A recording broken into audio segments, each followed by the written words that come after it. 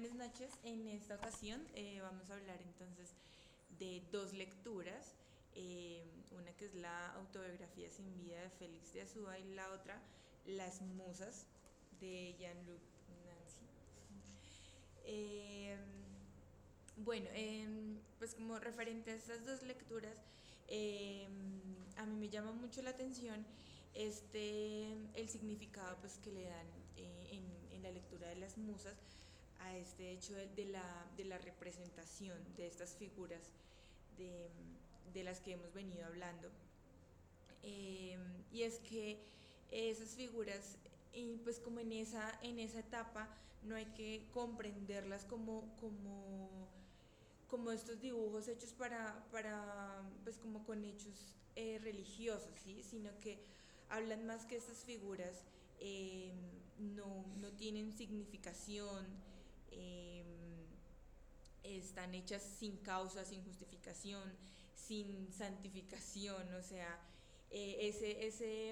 como esa idea de que nosotros tenemos que puede ser que esto lo hayan hecho para rituales religiosos y eso, creo que estas figuras están mucho antes de esa concepción que tenemos, donde entra a ser muy importante el ser, ¿sí? El significado del ser, y que desde el primer momento en el que se empezó a hacer un dibujo es donde se empezó como ese pequeño conocimiento de que era el ser, ¿sí? Y de nuestra separación con los otros seres, y de ahí pues más adelante a dominarlos y a utilizarlos pues como a nuestra conveniencia. Entonces me llama mucho la atención este, ese significado que se le puede dar a estas figuras, en donde la mostración, como dice en la lectura, eh, es como resultado pues de este primer acto de dibujar y extrañarse en que hay diferencias entre unos seres y otros.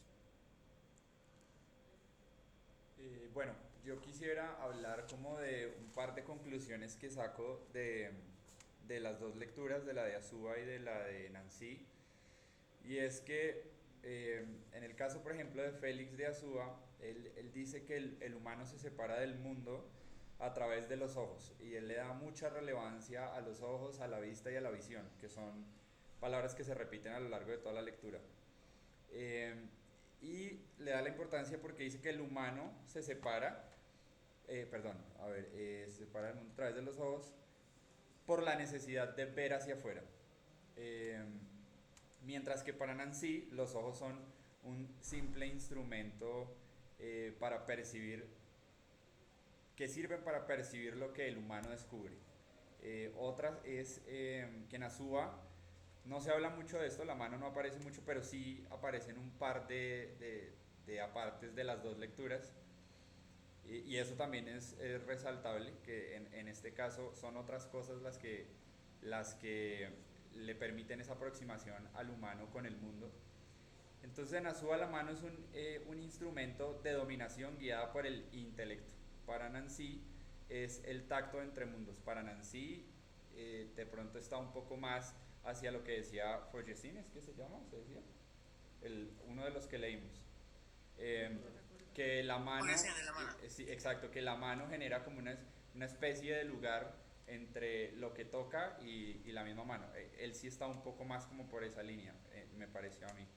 Y como para ir cerrando, eh, para Félix el humano se separa del mundo por la necesidad de ver, pero para Nancy el humano se separa del mundo por la necesidad de mostrar. Y por eso él habla del Homo monstrans. Digamos, dice que el Homo sapiens es una especie de Homo monstrans porque quieres mostrar, y lo que hace con la imagen es mostrar, es simplemente eso. Eh, Ahora encuentro, no sé si estoy en lo correcto, podríamos discutir lo que es algo que tienen en común, y es que para ambos autores el dibujo generaliza y absolutiza, aunque en el caso de Félix de Azúa él habla un poco más de la generalización que crea la imagen. Él dice que Para los que crecieron con la imagen, el mundo o los animales, bueno, refiriéndose a los animales específicamente, son simplemente copias de la realidad, que es la imagen. Pero para los que crecen sin la imagen, el animal sí representa un gran hallazgo. Es algo increíble de ver. Creo que con eso cierro ya mi intervención. Em, Dale. Vale. de hecho, es súper interesante porque estas lecturas permiten hacer un recorrido que ya hemos hecho con las otras lecturas, sobre todo haciendo énfasis en lo que hablamos de Aristóteles y el privilegio que le daba a la vista. Incluso si nos remitimos a algo mucho más atrás, que es el mismo Platón, en ese mismo hecho del mundo de las ideas y las de representaciones, que es una idea que, digamos, baja al mundo y que el resto de cosas que vemos son copias de esa idea original que está en el mundo de las ideas, en términos platónicos. Incluso si vamos a un salto mucho más adelante, incluso el mismo Kant, podemos ver cómo ya hablamos de la cuestión de los límites. O sea, esa cuestión que esa representación del dibujo es un límite, el lenguaje es un límite, y que todas esas representaciones son las que nos dan o nos dan esa cuestión de los límites. Por ejemplo, Wittgenstein, el primer Wittgenstein decía, el límite del mundo es el límite de mi lenguaje. Entonces, en este caso, esas imágenes, o tal como lo hemos visto en esas lecturas, las imágenes, los dibujos venían siendo ese límite del mundo que tenían los hombres en ese momento. De hecho, ahí lo dice Nancy, voy a leer un poco. Dice, el hombre comenzó en el silencio sosegadamente, violento de un gesto, aquí sobre una pared. La continuidad del ser era interrumpida por el nacimiento de una forma, y esa forma separada de todo, y que incluso separaba la pared de su espesor opaco, dejaba ver la extrañeza del ser sustancia o animal que la trazaba y todo el ser de él. Eso hizo temblar al hombre y ese temblor era él. Si las imágenes de las cavernas de nuestra prehistoria, que es tan poco nuestra, al ver que la nuestra, que es nuestro destierro, de nuestra propia tierra, nos emocionan, nos fascinan y nos tocan el alma, no solo es en razón de su perturbadora antigüedad, sino más bien porque presentimos la emoción que nacía con ellas, esa emoción que era su nacimiento mismo, o cuya venida al mundo era ellas, risa, miedo, deseo y estupor frente a esa evidencia. Entonces, en ese sentido, lo que significa que nosotros nos asombramos con las imágenes, no el hecho de el mero hecho de la representación, sino que nosotros comprendemos la emoción de ese momento de la representación. O sea, digamos, no nos impresiona la antigüedad ni nada, sino nos impresiona que al momento que creamos esa palabra, que creamos ese lenguaje, esa herramienta, es comprender la emoción con la cual, porque nos posibilita hacer algo y nos posibilita representar lo que vimos.